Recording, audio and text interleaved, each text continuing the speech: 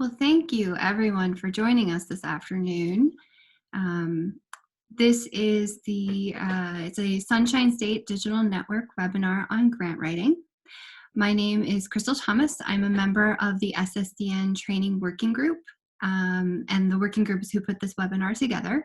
We have several guests with us today that are going to talk about their experiences with grants, both writing and reviewing grants. We are planning to leave a lot of time for questions, almost a full 30 minutes. Please feel free to ask questions at any time using the chat box, but we do plan to have all of the presenters speak, and then we'll have a discussion question-answer session following their presentations. Because of the amount of people in today's webinar, we are not going to be unmuting at any time today, so please do use the chat box to let us know if you're having any trouble hearing, seeing, or again, to communicate any questions that you have. So I'm going to go ahead and introduce our speakers today. So I'll start with Melissa Clark. Melissa holds a master's degree in Library and Information Science from the University of South Florida and has 10 years of experience in public and academic libraries. She currently serves as a supervisory librarian in the Budget and Capital Projects section of the Tampa-Hillsborough County Public Library, where she coordinates the library's grants and data and teaches individuals and nonprofits about grant seeking and writing. Jaime Fogel has a master's degree in library science from the University of Arizona and a graduate certificate in museum studies. She joined the team at Bok Tower Gardens in 2014 as project archivist for a 3-year CLEAR grant-funded project. Since 2015, she has served as the Library and Archival Collections Manager, overseeing the Anton Breeze Crillian Library and the Chow Research Center archives. And then Laura Capell is the head of digital production at the University of Miami Libraries, where she manages digital projects for the library's distinctive collections. She has served as a principal investigator on multiple digitization grants, including a current Digitizing Hidden Collections grant from CLEAR, the Council on Library and Information Resources. She has also reviewed applications for digitization grants from NHPRC, the National Historical Publications and Records Commission. And with that, I will turn things over to our first speaker, Melissa.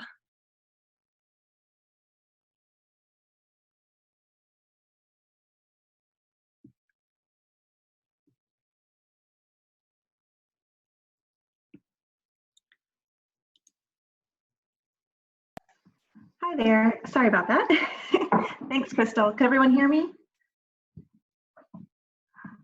So, hello everyone. I'm Melissa Clark, and as Crystal mentioned, I'm the grant coordinator for Tampa-Hillsborough County Public Library, and I've worked with our library's grants since 2014. I've also been the Foundation Center, now called Candid, Funding Information Network Supervisor since 2009. And in that role, I've taught classes and led one-on-one and small group sessions to teach grant research, grant writing, and other topics for nonprofit support. I really appreciate the opportunity to be part of this panel today, just to share my perspective as a grant writer for a public library, and also just kind of touch on some overall grant basics, not necessarily specific to digitization per se, but just overall grant seeking and writing. And as I answer the questions that Jaime and I will be covering as grant writers, I'll put up on the slides a few takeaways that I've learned working with our grants, large and small. Okay, so very first question that we'll both be covering is, when writing the grant, what parts were the easiest, hardest, or most surprising for you to pull together? So before I get to the easiest, I want to talk a little about what for me is the hardest. One really tough task for me is writing a grant for a new project or a project that's being crafted specifically to fit a grant opportunity. In that situation, you often end up building the project from scratch, and that makes it a lot tougher to get staff and partner buy-in and input. And I understand that for some of you, this may not be your problem at all. You might have so many ideas that you're bursting with that are ready to go. You just need the funding. And I'm definitely not saying this is the norm for our organization either. But from time to time, it's tempting to go after a really large or exciting grant, even though your project isn't necessarily fully fleshed out. And that's unfortunately going to show in both the proposal and, if it's awarded, the execution. So when you approach a grant as a chance to enhance a project that you've already planned or one you're currently carrying out, this is what makes it easier for me. I know the pieces just fall into place, your narrative's more cohesive, your budget's more realistic, and overall your plan is more grounded and your need is more compelling.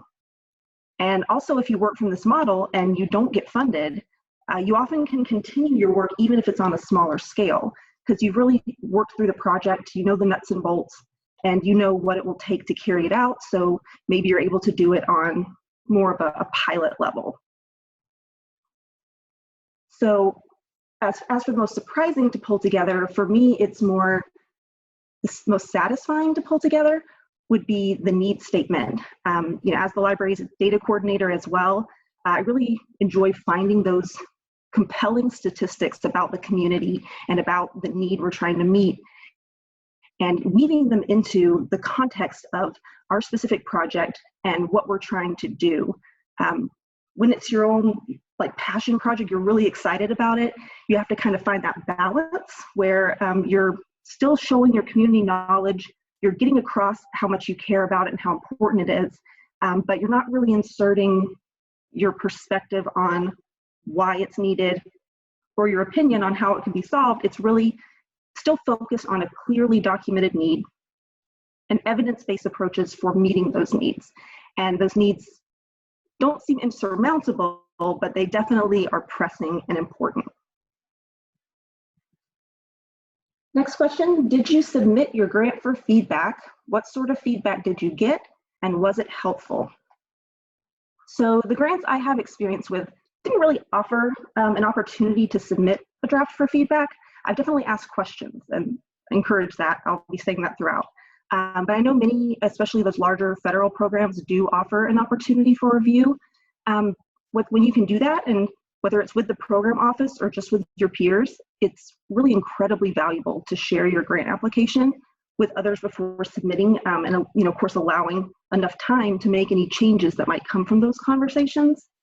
Because if you think about it, by the time you're sharing it, you've looked at it for so long that you probably wouldn't even see if there were an error or a gap, whether that's a typo that autocorrect didn't catch, or an unanswered question or unclear information in your narrative. So, the further removed that reviewer is from the project, the better, because then you know whether or not it's understandable to others outside, the actual project itself. And when you set it up kind of in this way, and you approach it, an added bonus is that now you can use this proposal as a communication piece for sharing your project with others, whether your organization is sharing it, PR purposes, the grant maker is sharing it with their stakeholders, or if you're not awarded the grant, you can then use that as a communication piece for maybe seeking donations or just other support. Sometimes it's easy to get a little too much in your head too, and maybe you don't have someone to review it for you, or maybe you just feel like I'm missing something, or I looked at this for too long. I find a lot of clarity from just going back to the guidelines. Did they provide a rubric that said how you will be scored? Are there very specific questions they're expecting to have answered? Are there very specific goals for this grant program that use a certain term over and over again? That's kind of the grant maker's language. Make sure you go back and you can kind of see that language in your language.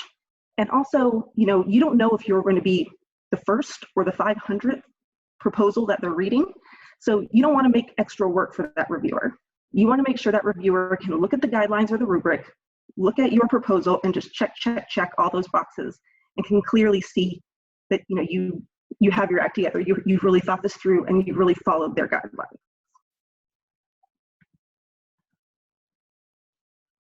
Were you successful in getting a grant? If not, were you given reasons or feedback at that time?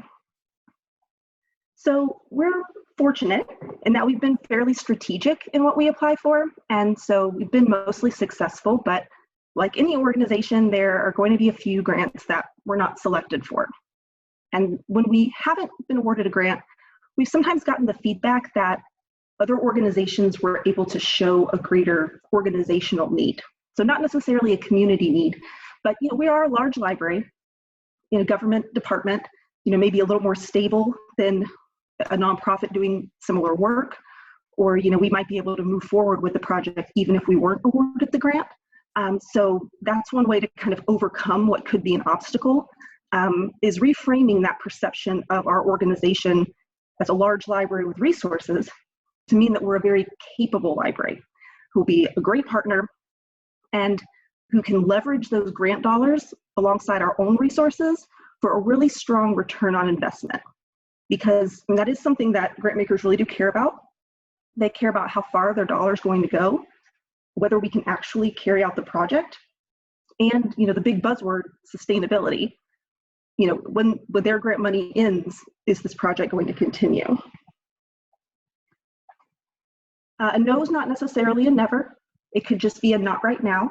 So it's really good to know where your gaps are so that you're learning and growing, and asking for feedback really shows the funder that you're invested in making this an impactful project, even if it's not today, and even if it's not with them. So if you received the grant, how did it go? So the grants that I've worked with have really varied quite a bit. Some are for $500,000 or $1 million.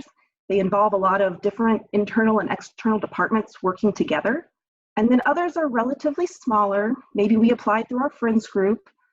So answering this question, dollar amount aside, when it comes to the grant itself and the experience of the grant management, I'll kind of share a high and a low. So one high, we were awarded a $10,000 grant to hold a series of free citizenship classes in our libraries. We used the money to buy iPads that could be incorporated into the classes to teach digital literacy, and then some print materials for extended learning. The nice thing was the application and budget form were fairly brief. The program itself was straightforward, so we were able to spend the money right away, just buy those materials. The reporting was simple and, more importantly, relevant.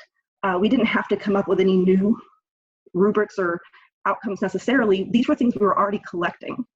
And now, because we purchased those items, we're able to continue using them to carry on more classes and more programming without needing any additional funding. And there's no additional follow-up reporting on the equipment. So that particular experience was really smooth and really rewarding. On the other hand, fairly early in my grant management experience, we were awarded a grant from a local funder for $25,000 over 2 years to carry out an early literacy program. We had applied through what they called an opportunity grant, and that meant there were really no formal guidelines out there for it. So we really didn't know what we were getting into in terms of the expectations of the grant, the reporting for the grant, and we know now for their other grant programs, these are actually fairly strict. But since we hadn't worked with them before, we didn't know how intense that oversight and reporting was actually going to be until we got the award and the contract. And in the end, we really devoted a much larger match than we needed just in staff time for what ended up being a relatively small piece of the project budget itself. We also encountered some issues with our very excited partners, getting them to invoice us for some of their purchases because they really wanted to keep contributing in their own way. So that made it difficult to spend our grant funds.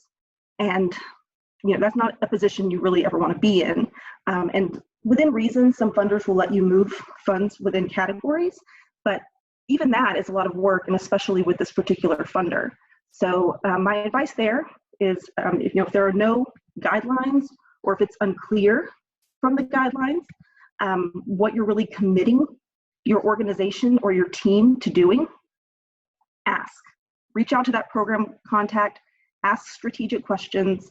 They're there to support you, and they know that things can be confusing, so they want to help. But then once you get those answers, just be very clear and upfront with all of your team members, your partners, what the expectations and timeline are, and then continue to communicate that throughout the project. Because you definitely don't want to be scrambling at the end, and you do want to ensure that you've met all of your targets, both for spending the funds and for carrying out the project and meeting your outcome. All right, finally, what's the one thing you want new grant writers to know? Well, I mean, there are definitely a lot of things to know. Kind of a common theme of some of my responses has been that grants are hard work. They're hard work, they're definitely not free money, but more importantly, what they are is an opportunity to partner with another like-minded organization that has the resources to help you meet a community need. So I would say stay focused on those mutual goals, your project outcomes, the people you're serving. Communicate with your funders and project partners early and often. And next thing you know, that grant will be over, you'll be a little wiser, and hopefully you'll end up a little better positioned to go for that next grant, which may be, a bigger grant, a more challenging grant. It may be an opportunity for growth, but this too shall pass, but it is a lot of hard work. So just a final note, just be sure to look everywhere for funding opportunities.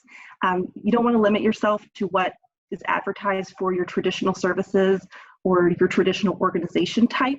There are lots of private foundations out there that may have a mutual goal, but just haven't considered libraries as a partner or your organization type as a partner. So, definitely leave no stone unturned. And though they can offer a great opportunity, especially right now, to kind of sustain some of your programs and projects that may need a little additional support. So that is it for me. Thank you so much. And there's my contact information again, and I will pass it back to Crystal. Thank you.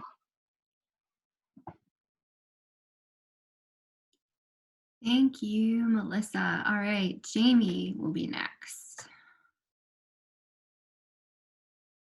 All right. Remember to unmute myself. So far, a success. All right. Well, like Melissa said, Crystal asked us a couple of specific questions. I think you'll notice definitely some common themes in between what Melissa said and what I have to say as well. So first, challenges. What were the most and least challenging parts of grant writing? Obviously, this is going to differ for everyone since we all have different strengths. For me, I think that the least challenging part is coming up with project ideas. A lot of us can look around our collections and come up with plenty of project ideas. It may be more challenging to determine which of those should be prioritized, but we all have existing ideas and we have collections that deserve our attention and of course deserve funding.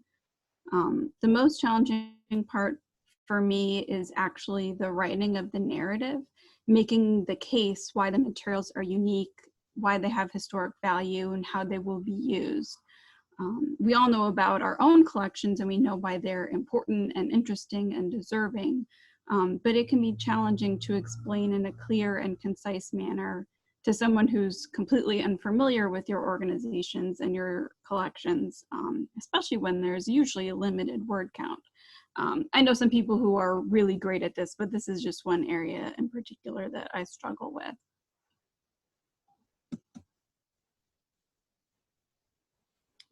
What sort of feedback do you receive? Usually you'll receive feedback on your application at least after the grant. Melissa mentioned some grant opportunities you can submit in advance for feedback. And if you don't receive feedback after, you can always request it. Always read through the feedback, especially if it's a multi-stage application and they're giving you feedback during the process, because the reviewers are telling you what they want to see. Some feedback can be helpful, suggestions to enhance your proposed project, such as possible partners or additional resources, ways to cut costs. On one grant application, we were going to be incorporating some materials from the Library of Congress, and a reviewer mentioned a lower cost way to get the materials digitized that I had not been previously aware of. I looked into it and sadly it wasn't an option for those particular materials, but I could at least go back to them and let them know that we had taken their feedback and we had explored all of the options. Feedback might also include suggestions to improve your application, asking you to clarify something or expand on an idea. And let's be honest, there's also unhelpful feedback, which you have to take with a grain of salt. On one application, one reviewer seemed to really take issue that our materials weren't organized in a textbook fashion, but given our particular circumstances, retaining original order was never an option, so that feedback wasn't particularly helpful. We all try to do our best, but most archives don't have a perfect or ideal setup. So make your plan practical and practicable for the reality of your collections and shrug off any unhelpful comments. Have we been successful in receiving grants? Obviously, you won't receive every grant that you apply for, but I've been lucky to have had numerous successful grant applications. I didn't write our first CLEAR grant application, but I did work on the project and I wrote all of the reports, so I still learned a lot from that process. But we've received from a variety of funders, national organizations, Florida Humanities Council, special interests related to our particular collections. So yeah, you can kind of think a little bit outside the box of who might be interested in your materials that might help fund to get those materials in better shape or more accessible or digitized, whatever your project might be. If you received grants, how did they go? I would say very successful. I've been really pleased that we've always been able to accomplish all of the goals that we've set out for our grant applications.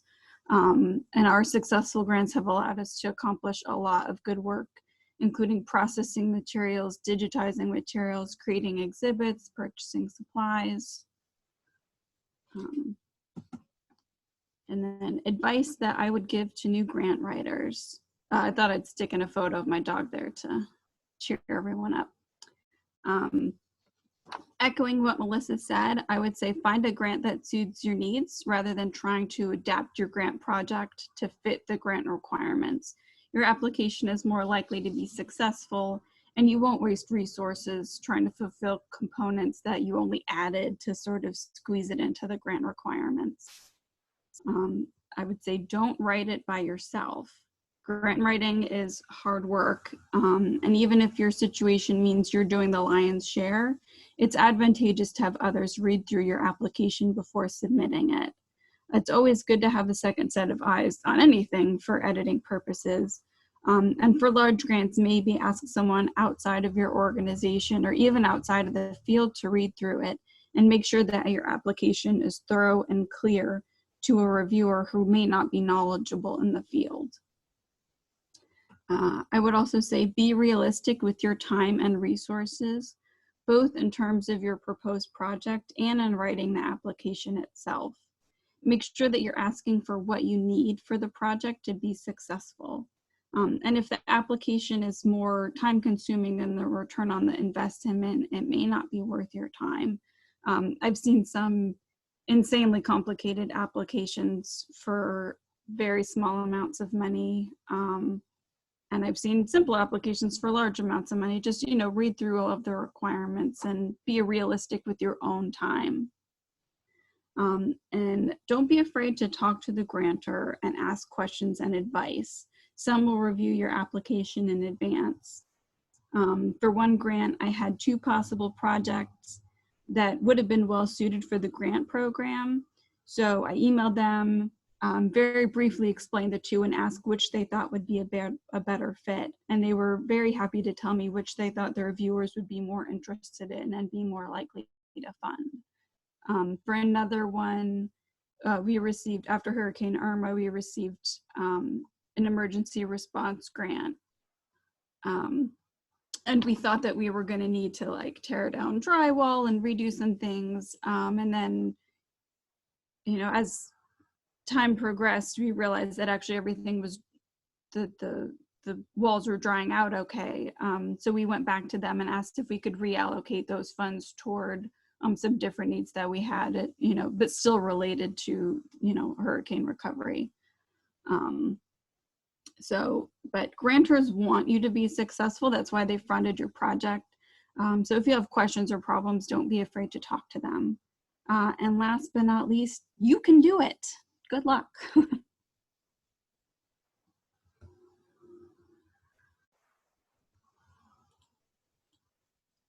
Thank you so much, Jamie. So interesting. All right, Laura, you are up.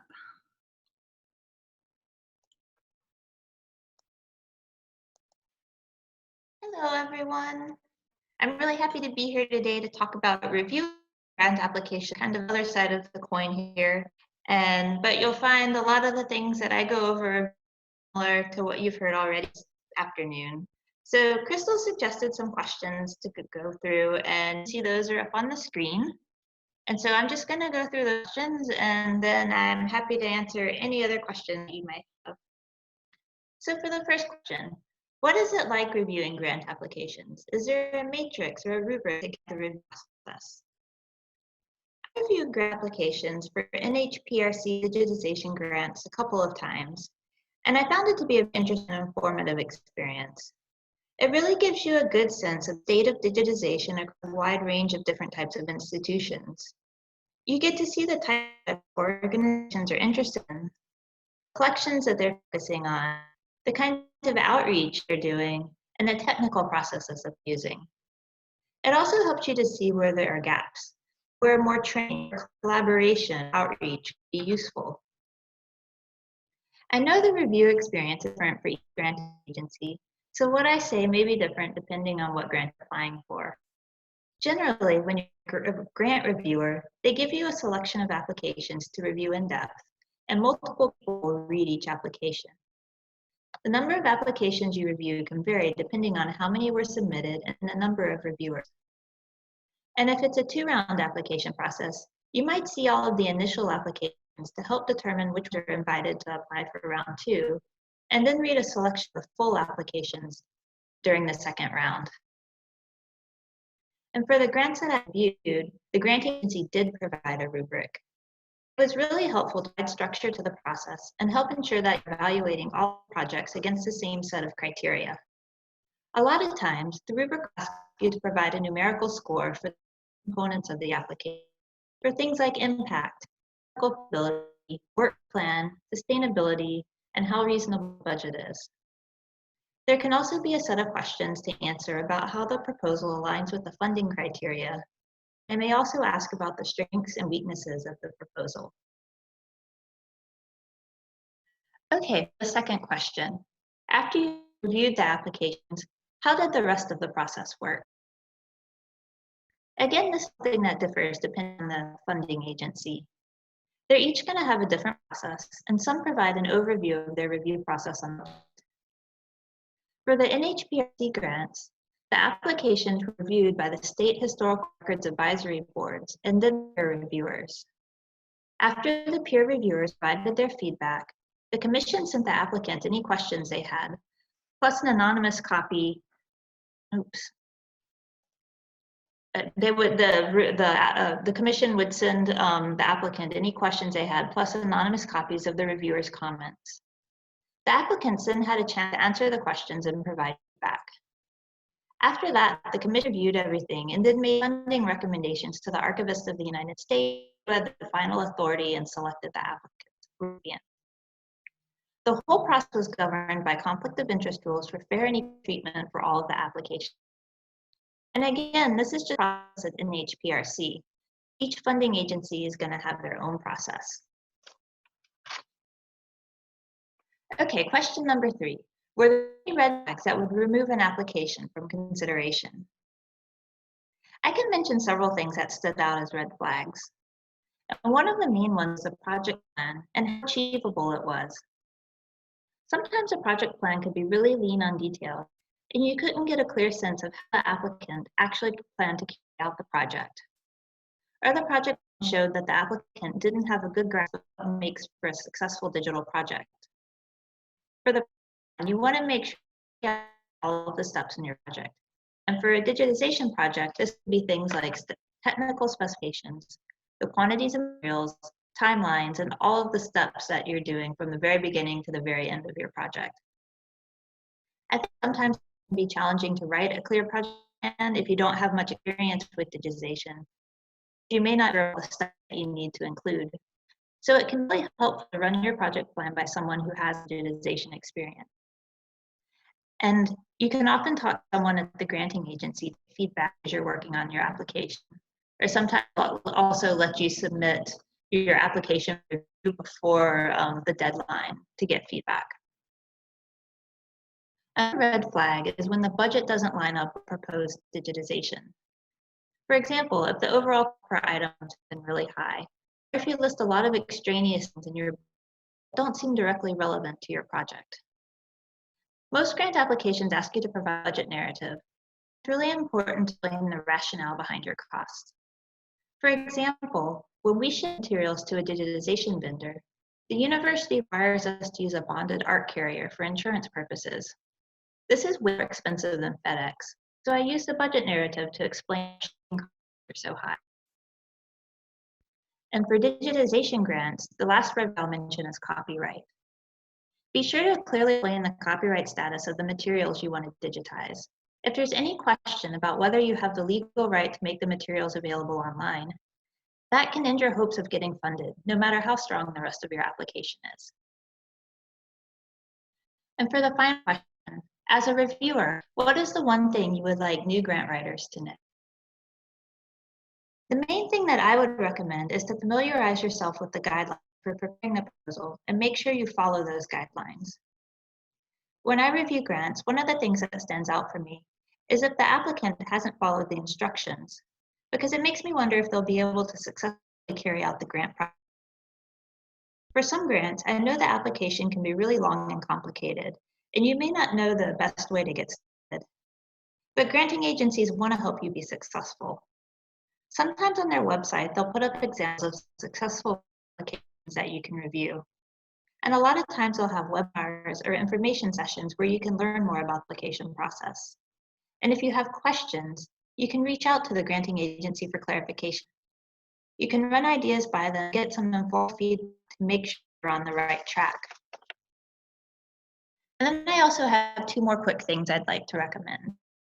And this seems like a no-brainer, but you'd be surprised how a lot of applications may not do this. Be sure to edit your proposal and run spell check before you submit it. It really doesn't leave the best impression if you have incomplete sentences, mid-words, grammatical errors. And if you can, have a colleague review the application. But after you've spent 10 days looking at it, it can be really useful to have an extra set of eyes to catch any mistakes that you may have overlooked. And finally, make sure you give yourself a lot of time to prepare your application. Planning and assembling a thoughtful proposal takes a lot of time, and if you rush, you may be more prone to make mistakes. Plus, putting together a grant proposal at the last minute is really stressful. If you can give yourself several months to plan and assemble the application, it makes the process a lot less stressful than if you're rushing. It also gives you time to think things through and be intentional about the project, and that often leads to a stronger proposal. So that's all that I have, so we can turn it back over to Crystal. All right, thank you so much to all of our speakers today. All of that was super interesting and hopefully very helpful. You can, if you have questions, please start putting them in the chat box. I do have a question to get us started. Avis Berry has asked, what evidence of grant execution is required? So I think it's asking about the reporting back to your grant agency. And whoever wants to take that can take it. Just don't forget to unmute yourself.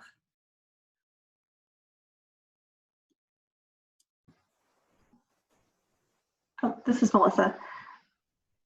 So with the grants that I've worked on, it's varied really wildly. Definitely if you're going through a governmental agency it's going to be more precise, and there's going to be so many more guidelines you have to follow. Even for federal grants, but also what that specific fund agency wants you to provide. But you know, those smaller scale grants and the public private foundation and public charities that might be providing grants, they tend to be a little less stringent, but at the same time, they may be more actively involved because they're closer to you, they're maybe more familiar with your partners.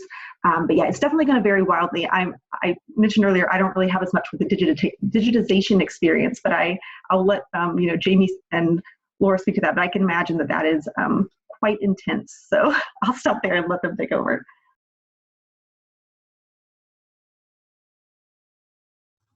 Yeah, it really just varies from funder to funder what kind of following up and reporting they're looking for. Some of them are very strict about they need to see every receipt and they want a count of every item, as well as some kind of narrative, at regular intervals. And some of them, just want a, more broad overview of how everything's going and what areas the money has been spent. But I would say it's very smart to keep track of everything all together during the project. That way, when it is time for reporting, you already have it compiled and you don't have to run around trying to pull things, especially like a multi-year project and you're coming to the final report. It behooves you to have it compiled and handy. It'll, save yourself time when you have to put all that together.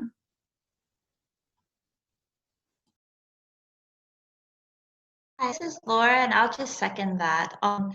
The two digitization grants that I've done most recently, reporting requirements are vastly different. For one of them, the reporting was fairly simple. I could just provide a narrative that outlined how we were achieving all of the objectives we had identified in our project. And my current grant, the reporting, it's much more intensive, and it's multiple pages long. And I would say also for the budget, what we found to be very helpful is to keep track of it as we move through the project. I meet every month with our library's financial officer to review the grant budget. And so when it comes time to put together, say, that annual report, have all of the information there already, and it just makes the process a lot easier and a lot less stressful.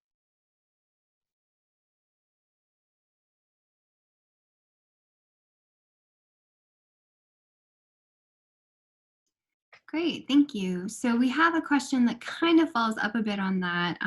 Matthew asks, how often do final reports for grants that have been awarded want things like photos, videos, graphics, and other visual examples of the project?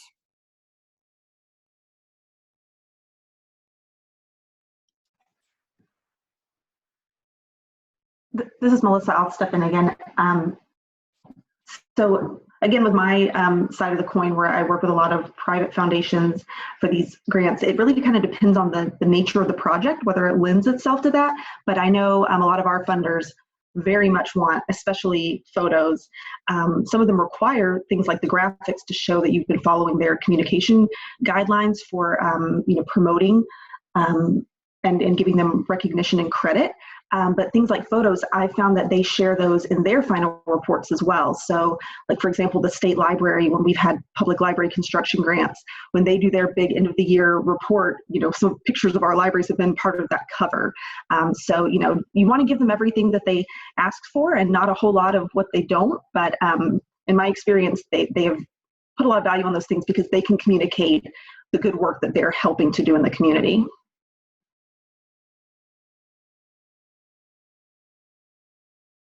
Yeah, and if your grant, especially if it's, let's say, like a digitization grant, you're going to want to give them, links of examples of now these things are digitized and available online, just as evidence that you have met the goals of what you said you were going to do. I usually try to include at least one or two photos in my grant reports where it's appropriate. I think it says, photo says 1,000 words, just to have evidence. One of my favorites was our first CLEAR grant. We literally had like a before and after photo of like these piles of boxes and stuff everywhere, and then like this after photo of like a beautiful cabinet with everything all organized and labeled, just to show that like we did this work and here's, you know, evidence of the before and after of what you were able to help us accomplish. And this is Laura, and I'll add just one more thing. Based on my experience, granting agencies are also interested to see any publicity around the project. If you've issued press releases or sent out any kind of, you know, emails or articles or, you know, promotional mailings around the project, the funding agencies are really interested to see those. Yes, and some of them have particular language or certain logos that they require that you use. So make sure to always give, you know, follow any requirements. And even if they don't have anything specific, you should always give them a shout out as often as you can. I think most grantors would appreciate that. It's definitely about relationship building. So you want to keep it, you know, very cordial and very like showing them that you're very, very grateful for their support.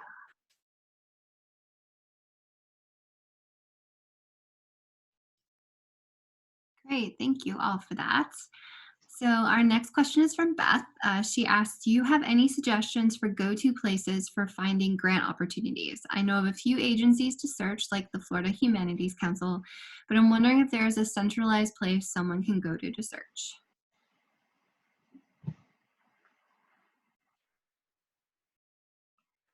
So I feel like I'm always talking first. This is Melissa. I mentioned earlier that I am our network supervisor for what used to be called Foundation Center and is now called Candid. Not every library is going to have a Foundation Center collection available for you to use to search for grant opportunities.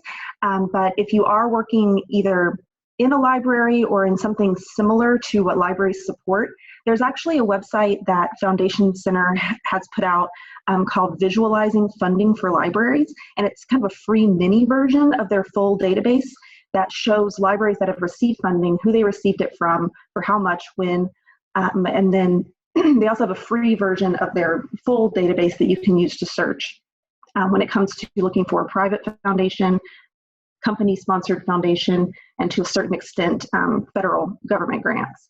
You know, the tough thing that I've found is looking for those grants that are governmental, but at a local or state level. There's not necessarily as often a central search for that, but just, you know, familiarizing yourself with who those agencies are, and then just continually checking or subscribing to their email lists, newsletters. But that Visualizing Funding for Libraries, I'll put the link in the chat, but that one's a great stop if you don't have access to the full Foundation Center collection, and I will pass it on to someone else.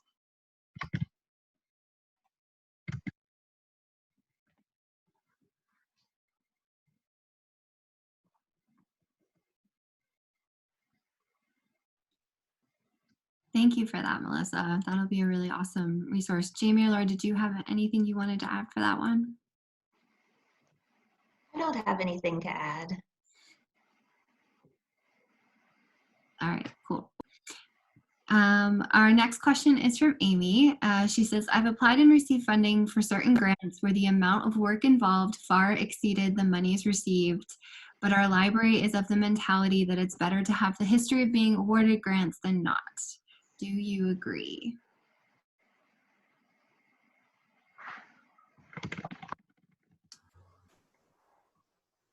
That's a tough one to answer depending on what your organization is able to do.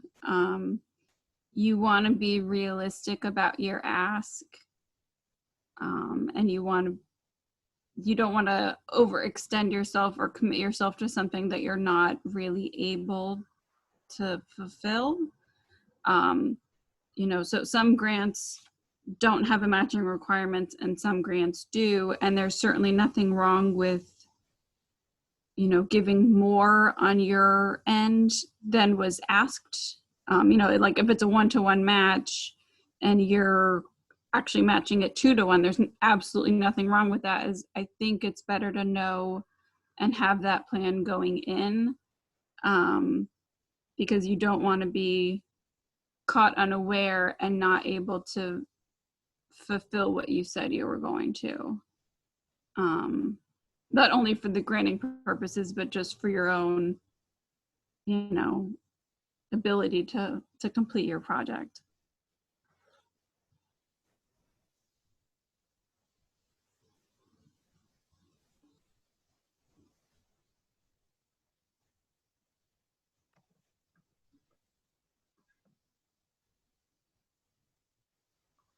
And this is Melissa. I'll just agree with what she just said. It really depends on what your organization is capable of carrying out with their funds. Just, you know, I was kind of mentioning and answering my questions earlier that you've just really got to know what you're getting into. If you're knowing going in that you're going to be committing a lot of funding and a lot of staff time, but you know it is a really great initiative that's going to get you a lot of goodwill with the funding community, a lot of local coverage, and it's potentially worth it just for those, you know, non-monetary perks and rewards of, you know, having this grant. But it also just builds your credibility in the grant community too, and shows that you're capable of carrying out a project and that you're committed to carrying it out regardless of the level of funding that you've received. So, you know, as long as your organization can withstand that, I would say that I don't know that there's anything necessarily negative about that approach. Yeah, and I agree with that as well. And it's also, yeah, just, you know, knowing what you're getting into, and then how you can balance that with any existing obligations that you have, because, you know, billing that grant becomes like a top priority, and can you balance that with the work that your organization is trying to do?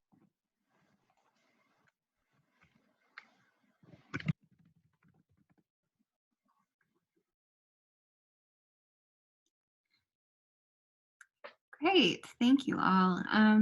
That was the end of the questions we received so far, but I have a question that I want to pose to our panelists here. Melissa, you mentioned in passing sort of working with partners for grant-funded work. And I sort of have a twofold question there. One, I want to get the opinion of all of you on sort of what are the challenges to working with partners in grant-funded work, and sort of what are the great things about it, but what are those challenges you have to maneuver? And then on the other side of that, Laura, if you would talk a bit about, you know, we're told that often you should have partners for a grant because it makes the grant stronger, and, you know, funding agencies will look on it more favorably. So my question for you as a reviewer is sort of, is that true? And what is it that reviewers think partners bring to the table that make a grant so much stronger?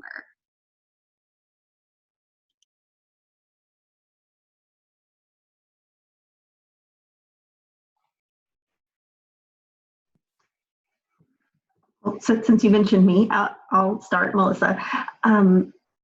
You know, again, it's really just going to vary depending on what the program is. And, you know, you made a great point about it definitely strengthening that proposal. It helps with that concept of sustainability, knowing that you have a support system to continue to carry out that project.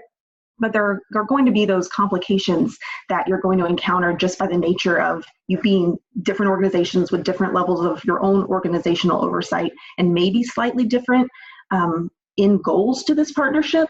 So, you know, just making sure that you have a lot of communication throughout, and that you're all on the same page of what actually has to happen for this grant to be a success and for this project to be a success, because you all have to go into it with the same mentality, or else it's going to kind of unravel.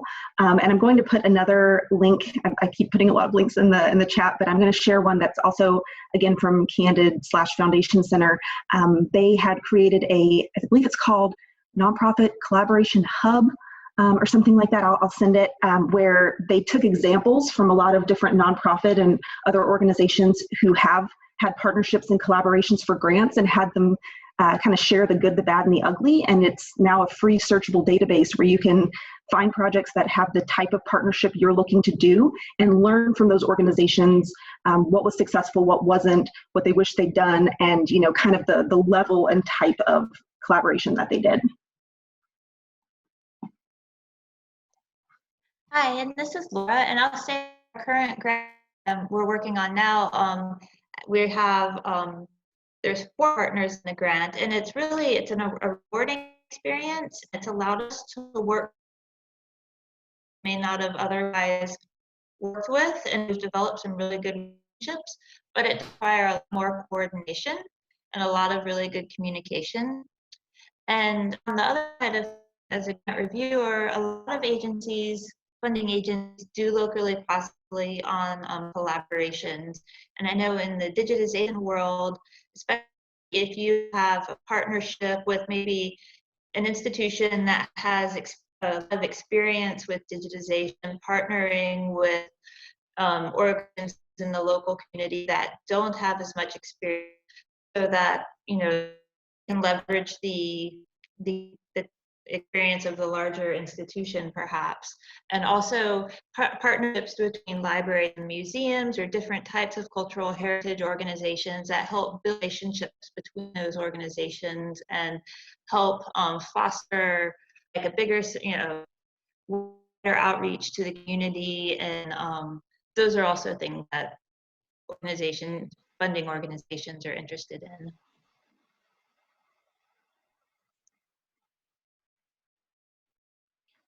Yeah, I agree. That's a good point about, you reach a wider audience with your project by having those partners that do different things than what you do. And you're also bringing in kind of some built-in expertise and, subject matter experts that, what they do varies from what you do.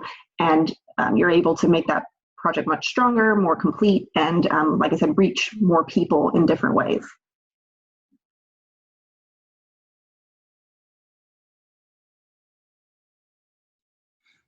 Great, thank you. I was very curious about partnerships and grants, because I that is what we at FSU are looking to hopefully do moving forward when we apply for grants. But I am a little, not weary is the wrong word, but I do know that it does add a very different component to a grant. So it was good to hear your takes on that.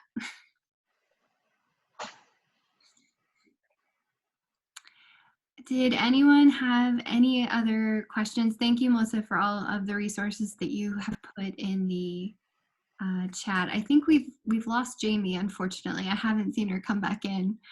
She must have gotten dropped off. But did anyone have any further questions for our panelists? Any burning questions about grants?